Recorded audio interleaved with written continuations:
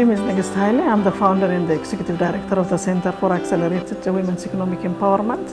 CAWEE is really glad joining the 16 Days of Activism in organizing an event discussing on unpaid care work and gender-based violence affecting women in business in Ethiopia.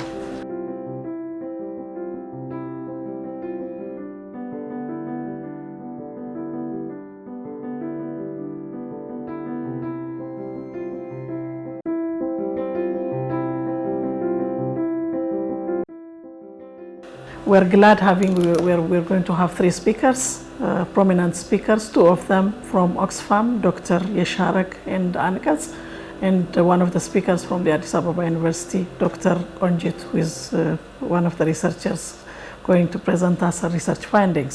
ኢምፓክቱ ምናልባት ቢዝነስ ላይ ያሉ ሴቶችን እኔ ከማወራው ጋር ላይገናኝ ይችላል።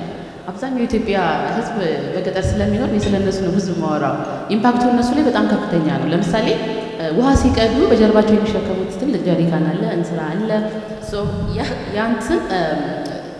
ያ የሚሸከሙት ሸክም ህመም ይፈጥራል ጀርባቸው ላይ። ብዙ ሴቶች አይናገሩትም፣ ግን they have ባክቦናቸው ላይ ፔን አላቸው። የኤሶፋገስ እዚህ አካባቢ ደግሞ ጉሮሯቸው አካባቢ ችግር አለባቸው ብዙ ሴቶች። ሌላው እንግዲህ የጾታዊ ጥቃት ገጽታ ደግሞ ከኢኮኖሚክ ራይት ጋር ተያይዞ በተለይም አሁን እናንተ ቢዝነስ ኤሪያ ላይ የተሳተፉ ሴቶች ናቸው። እንደ አጠቃላይ በሴቶች ላይ የሚደርሰውን ጾታዊ ጥቃት መገንዘባቸው እንደተጠበቀ ሆኖ ለዛም መቆማቸው እንደተጠበቀ ሆኖ ደግሞ ከእናንተስ ጋር የተገናኘ ምን ነገር አለው ደግሞ ብለን ዲቴይል ጥናት የለንም። ምናልባት ዶክተር በኋላ ተቀርበዋለች። ግን አንዱ የኢኮኖሚክ ራይት ቫዮሌሽን ለምሳሌ እኩል ተወዳዳሪ እንዳይሆኑ፣ እኩል እንዳይሰሩ፣ ወጥተው እንዳይሰሩ ያንን መብት መጋፋት ማለት ነው።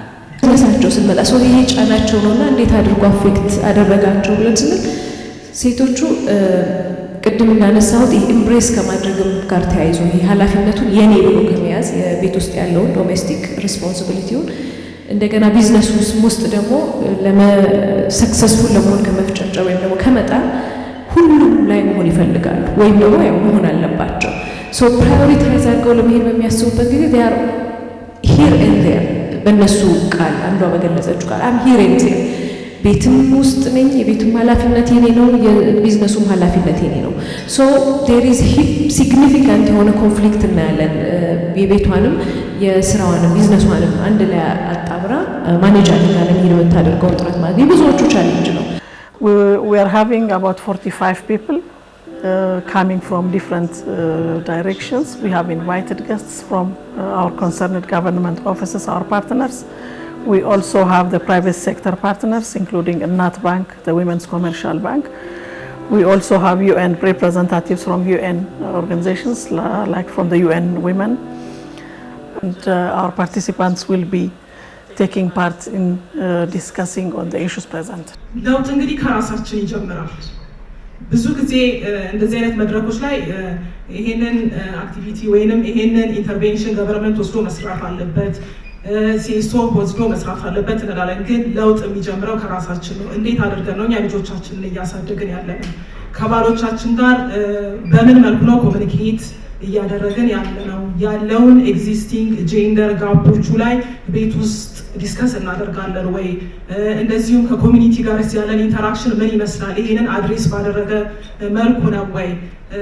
እንግዲህ የሺም ስትል የነበረው ፕሪቬንሽን እና ሪስፖንስ ላይ ብዙ ጊዜ እናወራለን። እኛም በስራችን አጋጣሚ እናወራለን። እንዴት አድርገን ፕሪቬንት እናድርገው? ዋት ካይንድ ኦፍ ሜካኒዝም እንጠቀም? አት ፖሊሲ ሌቨል፣ አት ኮሚኒቲ ሌቨል፣ አት ሃውስሆልድ ሌቨል እናወራለን። ግን ዞሮ አት አን ኢንዲቪጁዋል ሌቨል ለውጥ ይጀምራል። እኔ ጥናታችሁን ያቀረባችሁት በእውነት በጣም ኢንሳይትፉል ነው።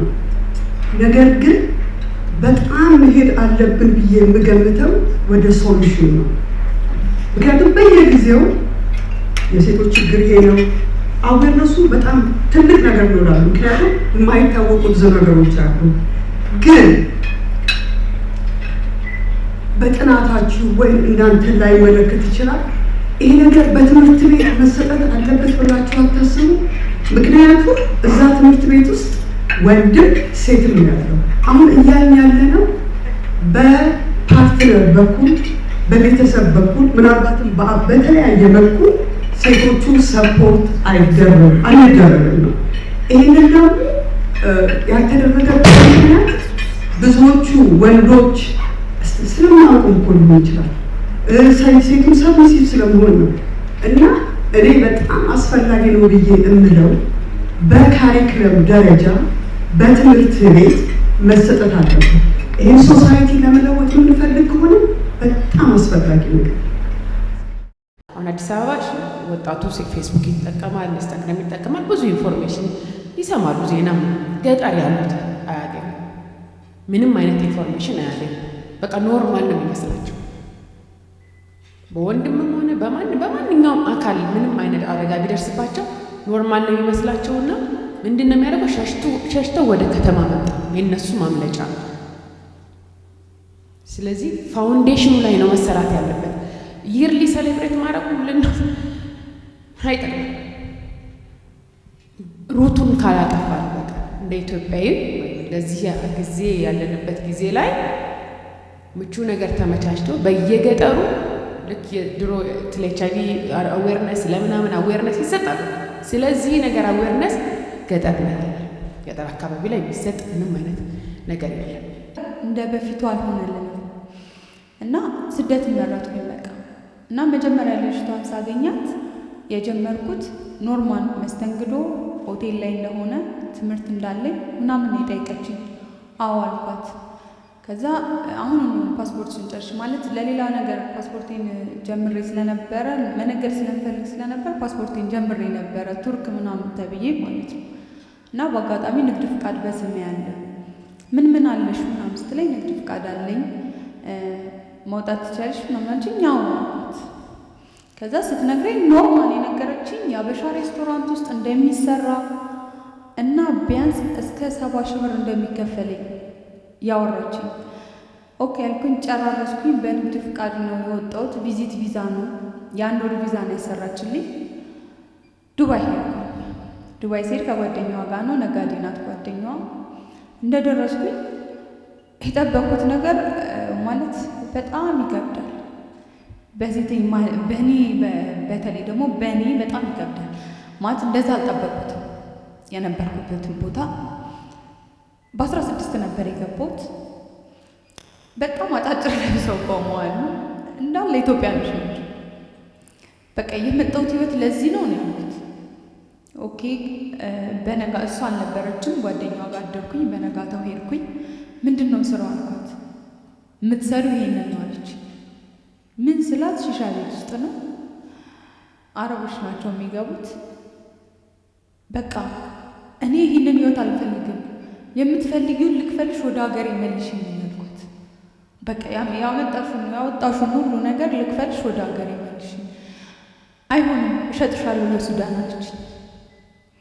ለሱዳን እሰጥሻለሁ፣ መመለሳችን። እሺ ምንድን ነው ማድረግ የምችለው ስላት፣ ግዴታ እኔ ጋር መስራት። We are glad we have great presentation from our three prominent panelists.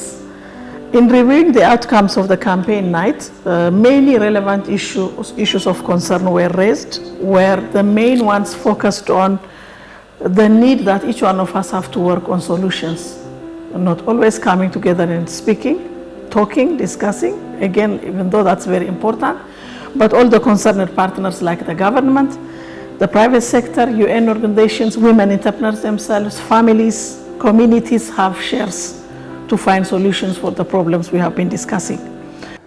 Not much. My only point is it's good to celebrate, annual events like this, but events are only events. What will happen between the two events is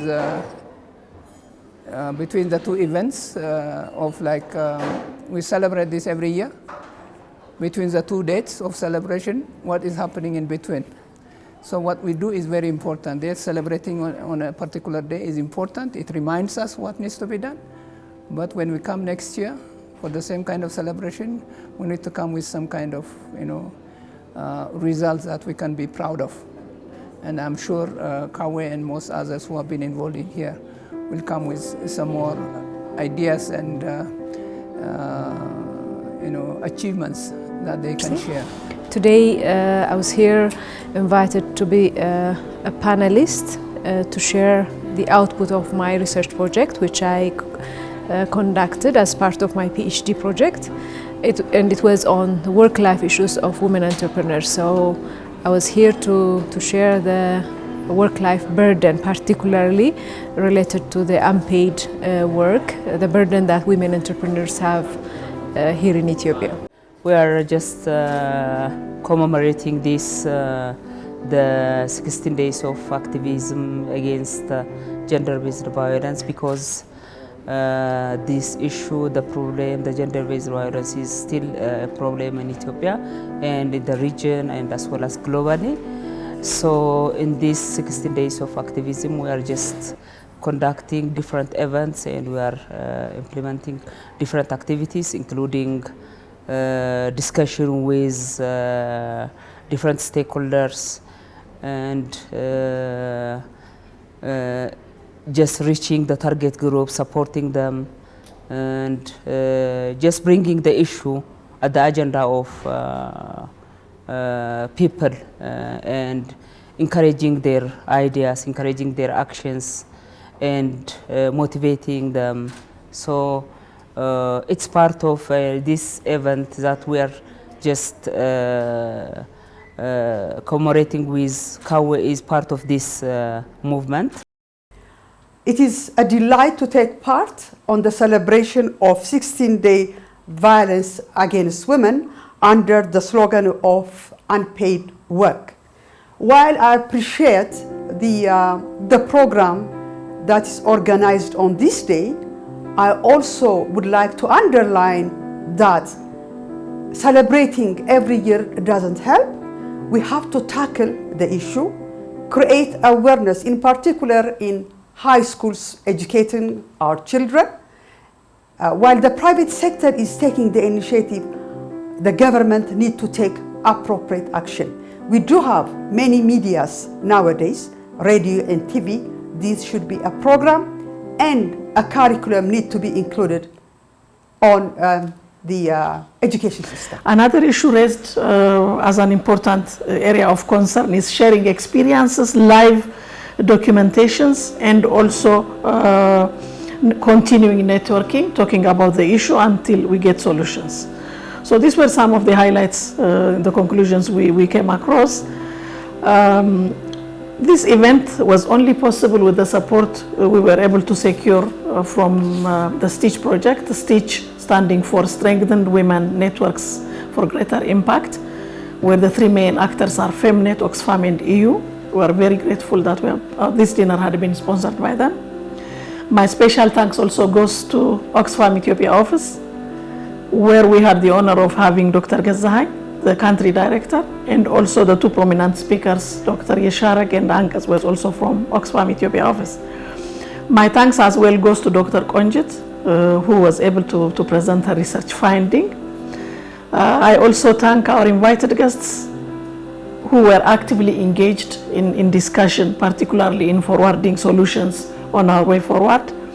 My last but not least thanks goes to our team, CAWEE team, who had been very instrumental in organizing this dinner, and also Radisson Blu Hotel excellently hosting us a dinner. Thank you.